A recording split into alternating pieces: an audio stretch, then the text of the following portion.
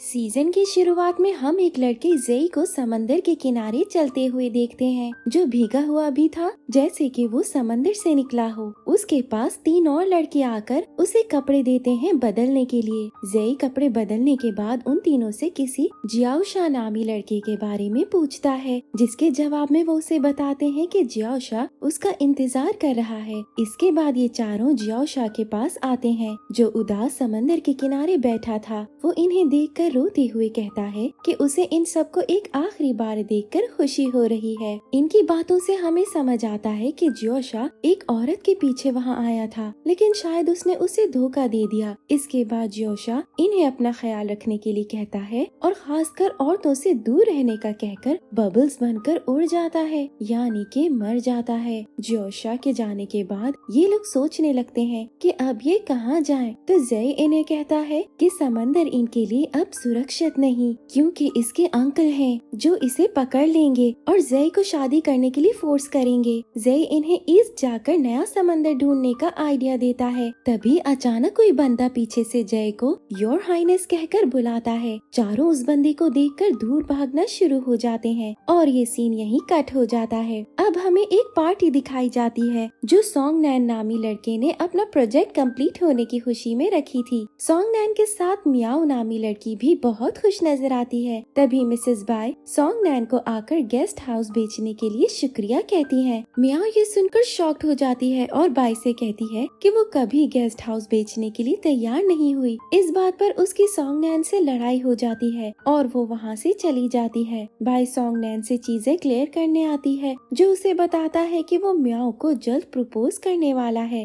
इनकी शादी के बाद एक बार गेस्ट हाउस उसके नाम हो जाए तो वो उसे बेच देगा। बाई ये सुनकर सॉन्ग को 10 दिन का टाइम देती है। अब हम स्टार्टिंग का सीन दोबारा देखते हैं, जहाँ जेई का पीछा करने वाला आदमी अंकल हाई ही था। इन लोगों की बात से हमें पता चलता है कि जेई क्राउन प्रिंस है, यानी जल्द बनने वाला राजा। जेई के साथ जो 3 लड़के थे वो इसके भाई जेसी, जेसन और जेयर है। जेई अपने भाइयों को अंकल हाई को पकड़ के रखने के लिए कहता है, जिसके बाद वो समंदर में छलांग लगाकर एक जल परी या मरमैन बन जाता है। मियाओ भी समंदर के किनारे सैग बैठी होती है। उसके हाथ में एक लॉकेट था जो पानी में गिर जाता है, जिसके चक्कर में वो भी समंदर में गिर जाती है। मियाओ लॉकेट तो पकड़ लेती है, लेकिन डूबने लगती है। तभी उसके सामने जेई आ जाता है, जिसे वो अपने पास खींचकर सांस लेने के चक्कर में किस कर देती है। जेई हैरान हो जाता है। अचानक एक ताकत इन दोनों को एक दूसरे से दूर फेंक देती है। मियाओ के बीच पर आँख खुलती है, जहाँ उसके पास सोंगनैन आता है, जो उसे परेशानी में घर ले जाता है। जेई भी हमें वहीं समंदर के किनारे बेहोश दिखता है। घर पे रेस्ट करते हुए मियाओ ख्वाब में जेई के साथ अपनी किस को देखती है, जिसकी वजह से उसकी आँख खुल जाती है। वो बाहर पानी पीने आती है तो देखती है कि दरवाजे पर कोई खड़ा है। ये जेई ही था, जो बेहोशी की हालत में उसके घर के अंदर आ जाता है। मियाओ पहले तो डर जाती है, लेकिन फिर उसकी बुरी हालत देखकर उसे एक जगह बिठाती है और पानी लाकर देती है। पानी पीने के बाद जेई बेहतर महसूस करता है और आखिर इन दोनों में बात शुरू होती है। मियाओ जेई को वापस घर जाने के लिए कहती है, लेकिन जेई उसे मना कर देता है, ये कहकर कि वो अपना पर्ल लिए बगैर नहीं जाएगा। वो मियाओ को बताता है कि उसका पर्ल अब मियाओ की बॉडी के अंदर है, लेकिन मियाओ उसकी बातों पर यकीन नहीं करती। तभी जेई उसके बाथटब में पानी भरकर बैठ जाता है, जिससे उसकी टेल दिखने लगती है। मियाओ टेल देखकर बेहोश होने लगती है और जेई के ऊपर ही गिर जाती है। आखिर मियाओ को याद आ जाता है कि समंदर में उसे जेई ने ही बचाया था। वो जेई की बातों पर भी भरोसा कर लेती है। जेई ये भी कहता है कि अगर उसने पर्ल वापस नहीं लिया तो दोनों मर सकते हैं। तभी मियाओ के घर की बेल बजती है। मियाओ जेई को बाथरूम में ही रहने का कहकर बाहर दरवाजा खोलने आती है, जहाँ सोंगनैन फ्लावर बुके के साथ अंदर आकर मियाओ को प्रपोज कर देता है। इससे पहले मियाओ जवाब देती जेई बाहर आकर सोंगनैन को रोक देता है, ये कहकर के मियाओ अब उससे बिलोंग करती है। सोंगनैन जेई से लड़ने लगता है तो मियाओ उसे घर से बाहर करके दरवाजा बंद कर देती है। मियाओ जेई से अपना पर्ल उसके अंदर से निकालने के लिए कहती है, जिसके बाद दोनों अलग अलग तरीके से पर्ल को बाहर निकालने की कोशिश करते हैं, लेकिन कामयाब नहीं होते। तभी मियाओ को याद आता है कि पर्ल उसके अंदर जेई को किस करने की वजह से आया है। यही बात जेई के दिमाग में भी आती है, लेकिन दोनों एक दूसरे को किस करने से साफ मना कर देते हैं। अगले दिन मियाओ के के गेस्ट हाउस में काम करने वाली वाहिद लड़की काम ना होने की वजह से जॉब छोड़कर चली जाती है। जेई मियाओ से पूछता है कि वो इस गेस्ट हाउस को बेच क्यों नहीं देती। तब मियाओ उसे अपनी कहानी सुनाते हुए बताती है कि उसका भाई काफी वक्त से मिसिंग है। वो उसे काफी वक्त से ढूंढ रही है लेकिन वो मिल नहीं रहा। उसके भाई को सिर्फ इस गेस्ट हाउस का ही एड्रेस पता है, इसलिए मियाओ इस गेस्ट हाउस को बिल्कुल भी नहीं बेच सकती। कुछ बातों के बाद मियाओ जेई को बाहर टेबल साफ करने का कहती है। जेई उसकी बात मानते हुए बाहर सफाई करने आ जाता है। कुछ लड़कियां वहाँ से गुजरते हुए जेई को देखकर रुक जाती है और फौरन गेस्ट हाउस में रुकने आ जाती हैं। मियाओ इसे अच्छा मौका समझकर जेई को तैयार करके अपने गेस्ट हाउस के बाहर खड़ा कर देती है, जिसे देखकर बहुत सारी लड़कियां आ जाती हैं। जेई के भाई उसे ढूंढते हुए वहाँ पहुँच जाते हैं और जेई को वहाँ से भगाने की कोशिश करते हैं, लेकिन जेई उन्हें रोककर पर्ल की सच्चाई बता देता है। इसके बाद ये सब वापस गेस्ट हाउस आते हैं, जहाँ ये मियाओ से इन्हें वहाँ रहने देने के लिए रिक्वेस्ट करने लगते हैं। मियाओ मान जाती है, जिससे ये लोग बहुत खुश नजर आते हैं। अगले दिन कोई आदमी झूठ बोलकर मियाओ के गेस्ट हाउस की बुराई करने लगता है ताकि मियाओ गेस्ट हाउस बंद कर दे। तभी सोंगनैन वहाँ आकर उस आदमी से पूछता है कि उसे कितने पैसे चाहिए। मियाओ पैसे देने से मना कर देती है तो वो आदमी उसे गेस्ट हाउस बंद करने के लिए कहता है। जेई भी अपने भाइयों के साथ बाहर आ जाता है। चारों मिलकर उस आदमी का झूठ सबके सामने लाते हैं, जिसके बाद वो आदमी वहाँ से भाग जाता है। सोंगनैन भी उसके पीछे चला जाता है। जेई मियाओ को अपने साथ सोंगनैन के पीछे ले जाता है, जहाँ वो सोंगनैन को उसी आदमी से बात करते हुए देखते हैं और इन्हें पता चलता है कि ये सब सोंगनैन ने ही करवाया था। मियाओ को बहुत गुस्सा आ जाता है। वो सोंगनैन से उसी वक्त ब्रेकअप भी कर लेती है।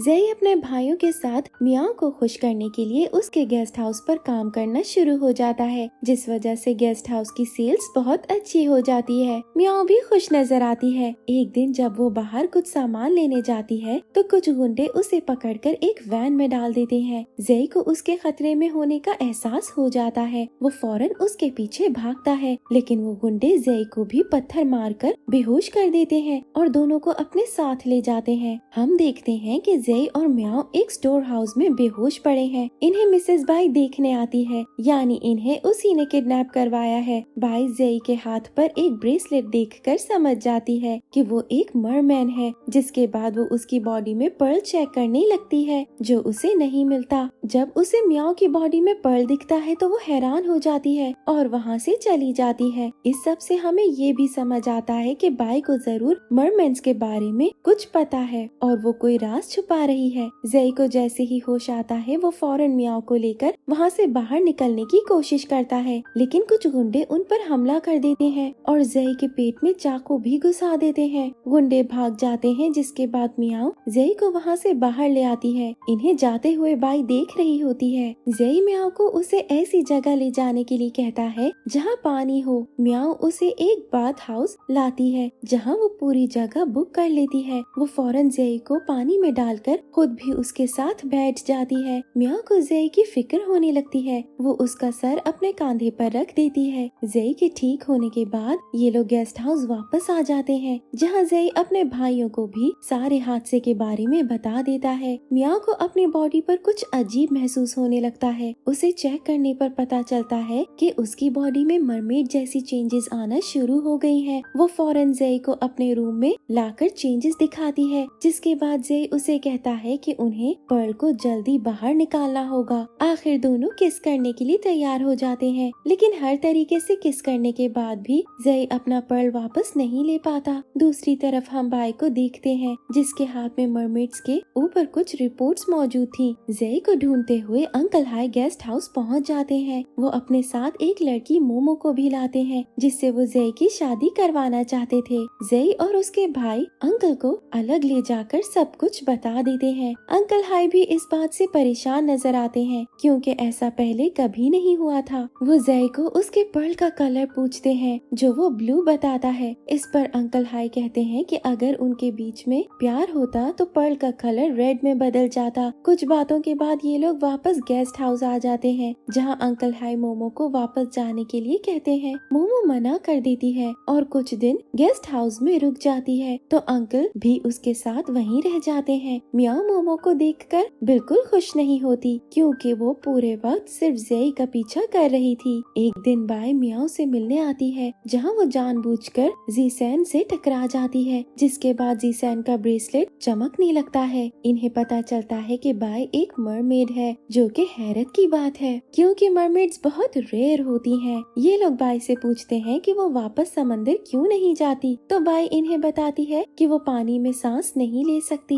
जेयर मियाओ से बाई को वहाँ कुछ दिन रहने देने के लिए रिक्वेस्ट करने लगता है। मियाओ जेई के कहने पर मान जाती है, लेकिन बाई से खुश नजर नहीं आती, क्योंकि उसे बाई पसंद नहीं थी। बाई के दिमाग में कोई प्लान बनता हुआ नजर आता है। उसने अपनी नजरें भी सिर्फ जीसैन पर रखी हुई थी। Miao best guest house competition में पार्ट लेने का इरादा करती है, जिसमें सब उसकी मदद करने लगते हैं। मोमो जेई का पीछा नहीं छोड़ती, जिससे मियाओ बहुत इरिटेटेड नजर आती है। बाई जेई को मोमो से दूर भागता देख उसे अपने पास बुलाती है। वो मोमो को बाहर पूल साफ करने के लिए कहती है, ये कहकर के बाई को पूल बहुत पसंद है और अगर मोमो ने पूल साफ कर दिया तो बाई हर वक्त उसके बारे में सोचेगा। बाई मोमो को खुद एक वाटर बकेट साफ करने के लिए देती है, लेकिन इससे पहले वो उसमें कुछ मिला भी देती है। रात में जब ये लोग डिनर पर बैठते हैं तो मियाओ को पता चलता है कि मोमो को अचानक बहुत बुरी एलर्जी हो गई है, जिसकी वजह से अंकल हाई उसे वापस घर छोड़ आए हैं। अचानक जेई बेहोश हो जाता है। सब मिलकर उसे बाहर पूल में लाते हैं। जीसैन इन्हें बताता है कि पर्ल ना होने की वजह से जेई के साथ ऐसा हो रहा है। बाई जीसैन को एक पेपर देती है, जिसमें लिखा था कि अगर मरमैन अपने लवर को किस करे तो वो अपना पर्ल वापस ले सकता है। जीसैन ये तरीका बाकियों को आकर बताता है कि पर्ल के रेड होने के बाद वो उसे निकाल पाएंगे, लेकिन जेई इनकार करते हुए कहता है कि वो प्यार में नहीं पड़ना चाहता और न ही शादी करना चाहता है। मियाओ नाराज होकर अपने कमरे में सोने चली जाती है। जेई के भाई उसे भी जबरदस्ती मियाओ के कमरे में धक्का देकर दरवाजा लॉक कर देते हैं। ये लोग घर की बिजली भी बंद कर देते हैं। जेई अंधेरे से डरने की वजह से मियाओ को पकड़ लेता है। मियाओ कैंडल जलाकर जेई के साथ सोफे पर बैठ जाती है। आखिर ये लोग एक दूसरे को डेट करने के लिए तैयार हो जाते हैं। बाई एक रूम में कुछ पेपर्स पढ़ती हुई नजर आती है, जिन पर लिखा था कि फीमेल मरमेड्स अभी तक पूरी दुनिया में बस 5 मौजूद हैं और वो सिर्फ 25 साल तक ही जिंदा रहती हैं। अगर कोई फीमेल मरमेड ऐसे मरमैन का पर्ल हासिल कर ले जो किसी के साथ सच्चे प्यार में है, तो वो लंबी जिंदगी जी सकती है। यहाँ बाई ये सोचते हुए भी नजर आती है कि उसे जल्द मियाओ और जेई को प्यार में लाना होगा, क्योंकि उसके पास ज्यादा वक्त नहीं बचा है। अगली सुबह जेई मियाओ को बीच डेट पर लाता है, जहाँ दोनों खूब मजे करते हैं। तभी मियाओ को एक लड़का अपने पास से गुजरता हुआ दिखता है, जो ये बात कह रहा था कि वो बचपन में यहीं रहता था। वो लड़का मियाओ के गेस्ट हाउस का नाम भी लेता है, जिस वजह से मियाओ फौरन उससे सवालात करने लगती है, क्योंकि उसे लग रहा था ये उसका भाई है। लेकिन वो लड़का मियाओ का भाई नहीं निकलता और मियाओ सैड हो जाती है। थोड़ी देर बाद मियाओ बेहोश हो जाती है। जेई उसे फौरन गोद में उठाकर वापस ले आता है। गेस्ट हाउस के बाहर सॉन्गनैन गाड़ी में बैठा इन पर नजर रखते हुए दिखता है, जो जेई को मियाओ के साथ आता देख इनके पीछे अंदर आ जाता है। बाई जेई को कहती है कि पर्ल बहुत देर तक अपनी बॉडी में रखने की वजह से मियाओ की तबीयत खराब हो गई है। जेई फौरन मियाओ को बाहर पूल में ले जाकर बिठा देता है और खुद भी उसके साथ बैठ जाता है। पीछे से सॉन्गनैन जेई की टेल देखकर हैरान रह जाता है। जेर और जेसी अंकल हाई से मिलने के लिए निकल जाते हैं। जीसैन बाई के साथ अकेला होता है, जिसे वो वाइन में कुछ मिलाकर पिला देती है, जिससे जीसैन बेहोश हो जाता है। जीसैन के बेहोश होने के बाद बाई उसके गाल पर किस करती है, जिसके बाद वो मियाओ और जेई को अपने साथ गाड़ी में कहीं ले जाती हुई नजर आती है। सॉन्गनैन भी इनके पीछे अपने कुछ आदमी लगा देता है, जिसके बाद वो गेस्ट हाउस में आकर जीसैन को बेहोश देखकर मुस्कुराता हुआ नजर आता है। बाई ने सॉन्गनैन को जॉब से निकाल दिया था, जिसकी वजह से वो उससे बदला लेना चाहता था। जब जेई की आँख खुलती है तो उसे दिखता है कि बाई ने मियाओ की गर्दन पर चाकू रखा हुआ है। बाई जेई को 2 चॉइसेस देती है कि या तो वो मियाओ को मार देगी या फिर जेई खुद अपने आप को मार दे, क्योंकि उसके मरने के बाद पर्ल खुद ही बाहर आ जाएगा। जेई ये सुनकर